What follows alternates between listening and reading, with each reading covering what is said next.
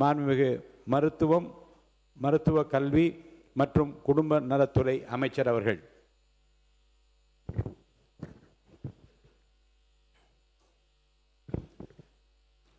மாண்புமிகு பேரவைத் தலைவர் அவர்களே, மாண்புமிகு தமிழக முதலமைச்சர் அவர்களே, அமைச்சர் பெருமக்களே, மாண்புமிகு எதிர்க்கட்சி தலைவர் அவர்களே, முன்னாள் முதலமைச்சர் அவர்களே, முன்னாள் அமைச்சர்களே, மூத்த உறுப்பினர்களே மற்றும் அனைத்து சட்டமன்ற உறுப்பினர்களே, உங்கள் அனைவருக்கும் என் பணிவான வணக்கங்கள். இந்த பேரவையில் இன்று விவாதிக்கப்படும் பொருள் ஒரு தேர்வு முறையை பற்றியது மட்டுமல்ல. தமிழ்நாட்டின் சமூக நீதி, மாணவர்களின் எதிர்காலம், கல்வி சமத்துவம், மாநில உரிமை மற்றும் இந்திய கூட்டாட்சி தத்துவத்துடன் தொடர்புடைய மிக முக்கிய பிரச்சனையாகும். மருத்துவ கல்வி என்பது வெறும் தொழில்முறை கல்வி மட்டுமல்ல, அது மனித உயிர்களை காப்பாற்றும் உன்னத பணிக்கான கல்வி ஆகும். அந்த கல்விக்கான வாய்ப்பு பொருளாதார வசதி உள்ளவர்களுக்கு மட்டுமல்லாமல் திறமையும் அர்ப்பணிப்பும் கொண்ட ஒவ்வொரு மாணவருக்கும் சமமாக கிடைக்க வேண்டும் என்பதே தமிழ்நாடு அரசின் நிலைப்பாடாகும். மாண்புமிகு பேரவைத் தலைவர் அவர்களே, தமிழ்நாடு பல்லாண்டு காலமாக சமூக நீதியை அடிப்படையாக கொண்ட கல்வி கொள்கையை வெற்றிகரமாக நடைமுறைப்படுத்திய மாநிலமாகும். 12ஆம் வகுப்பு பொதுத் தேர்வு மதிப்பெண்களின் அடிப்படையில் மருத்துவ மாணவர் சேர்க்கை வழங்கப்பட்ட காலத்தில் கிராமப்புற ஏழை மாணவர்கள், அரசு பள்ளி மாணவர்கள், முதல் தலைமுறை பட்டதாரிகள், சமூக ரீதியாக ஒடுக்கப்பட்ட பிரிவினரை சேர்ந்த மாணவர்கள் ஆகியோருக்கு மருத்துவ கல்வியில் குறிப்பிடத்தக்க வாய்ப்புகள் கிடைத்தன. அந்த கொள்கையின் பலனாகவே இன்று இந்தியாவில் சிறந்த பொது சுகாதார கட்டமைப்பை கொண்ட மாநிலங்களில் தமிழ்நாடு முன்னணியில் திகழ்கிறது. தாய் மற்றும் குழந்தை நலம், தடுப்பூசி திட்டங்கள், அவசர மருத்துவ சேவை, உறுப்பு மாற்று அறுவை சிகிச்சை போன்ற பல துறைகளில் தமிழ்நாடு தொடர்ந்து முன்னுதாரணமாக விளங்குகிறது. இந்த வெற்றிக்கு அடித்தளம் சமூக நீதி, சம வாய்ப்பு, மாணவர்களின் 12 வருட பள்ளி கல்வியை மதிக்கும் சேர்க்கை முறை ஆகிய அனைத்தும் தான். ஆனால் நீட் அறிமுகமான பிறகு இந்த அடிப்படை சமநிலை சீர்குலைந்துள்ளது என்று தமிழ்நாடு அரசு தொடர்ந்து சுட்டிக்காட்டி வருகிறது. மாண்புமிகு பேரவைத் தலைவர் அவர்களே, ஒரு மாணவர் 12 ஆண்டுகள் பள்ளியில் கற்ற கல்வியை விட ஒரு நாளில் நடைபெறும் ஒரு தேர்வு அவரது எதிர்காலத்தை தீர்மானிக்கக்கூடாது.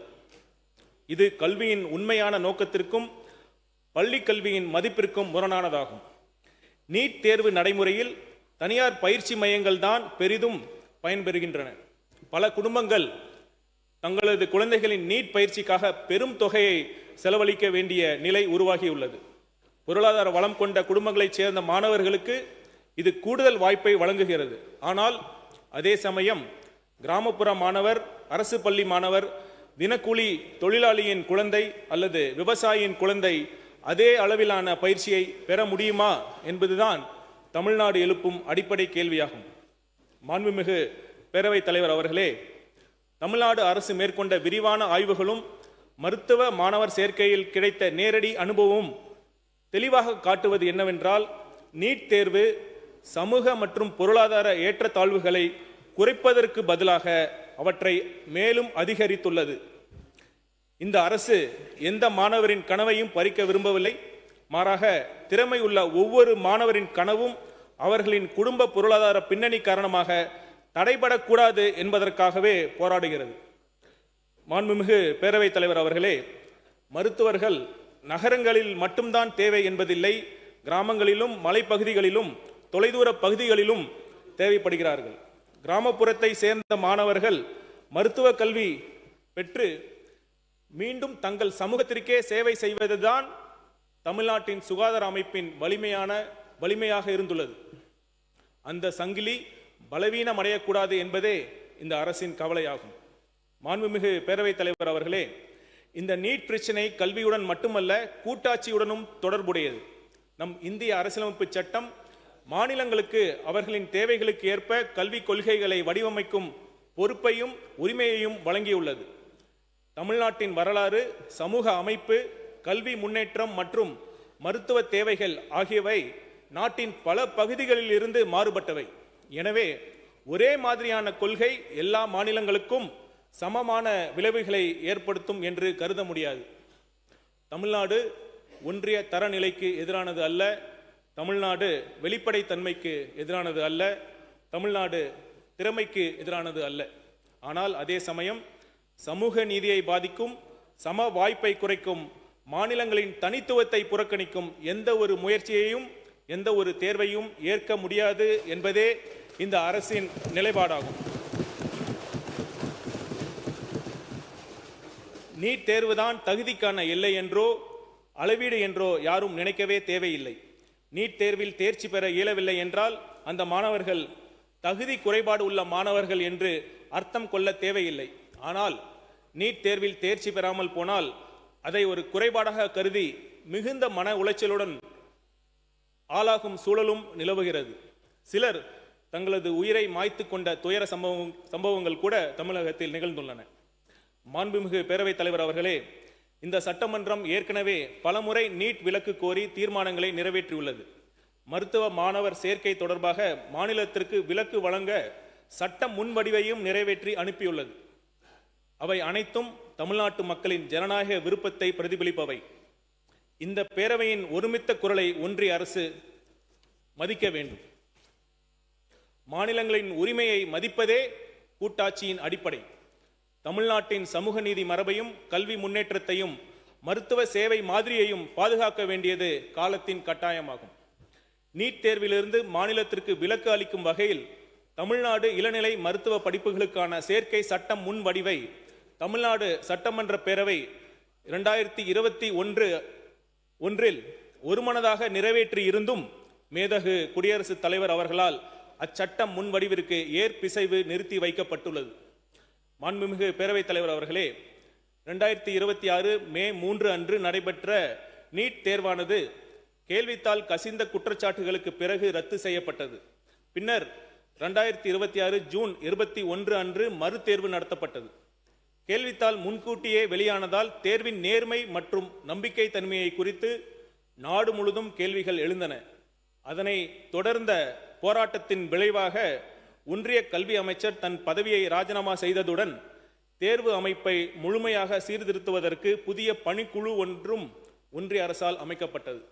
மேலும் மாண்புமிகு தமிழ்நாடு முதலமைச்சர் அவர்கள் நிதி ஆயோக்கின் 11வது ஆளுநர் குழு கூட்டத்தில் நீட் தேர்வு கிராமப்புற மற்றும் சமூக பொருளாதாரத்தில் பின்தங்கிய குடும்பங்களைச் சேர்ந்த மாணவர்களை பாதித்துள்ளதை சுட்டிக்காட்டி அத்தேர்வுக்கு தமிழ்நாடு எதிர்ப்பு தெரிவிப்பதையும் 12ஆம் வகுப்பு மதிப்பெண்களின் அடிப்படையில் MBBS, BDS மற்றும் ஆயுஷ் படிப்புகளில் மாநில ஒதுக்கீட்டு இடங்கள் அனைத்தையும் நிரப்ப தமிழ்நாட்டிற்கு அனுமதி வழங்க வேண்டும் என்பதையும் ஒன்றிய அரசிடம் வலியுறுத்தி உள்ளார்கள்.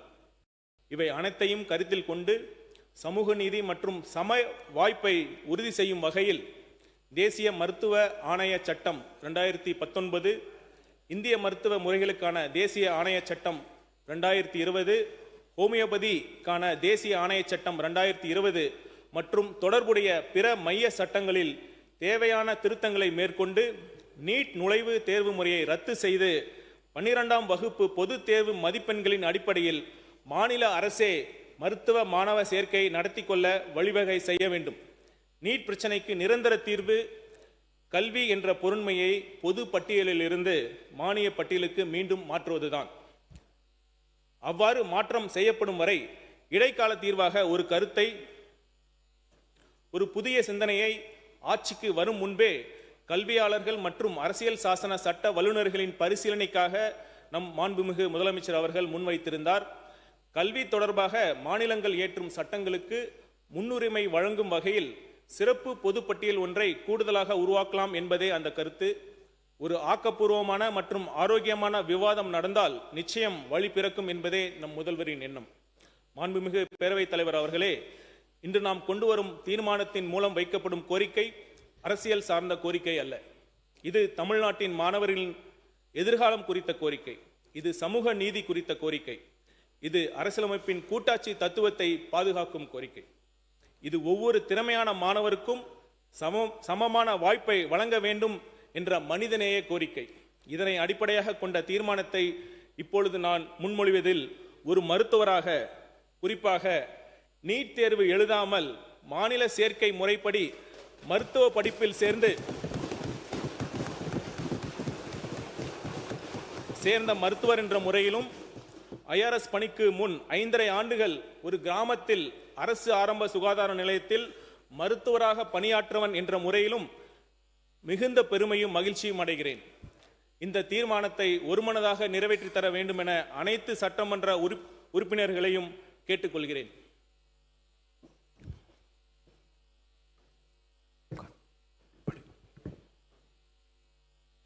அரசு தீர்மானம். மாண்புமிகு பேரவைத் தலைவர் அவர்களே, தேசிய தகுதி மற்றும் நுழைவுத் தேர்வு முறை அதாவது நீட் சமூக நீதி, சமத்துவம் மற்றும் மாநிலங்களின் உரிமைகளுக்கு எதிரானது என்று தமிழ்நாடு அரசு தொடர்ந்து வலியுறுத்தி வருகிறது. தமிழ் வழியில் கல்வி பயிலும் மாணவர்கள், கிராமப்புற மற்றும் சமூக பொருளாதாரத்தில் பின்தங்கிய மாணவர்கள் ஆகியோரின் மருத்துவ கல்வி வாய்ப்புகளை இத்தேர்வு முறை பெரிதும் பாதிக்கிறது.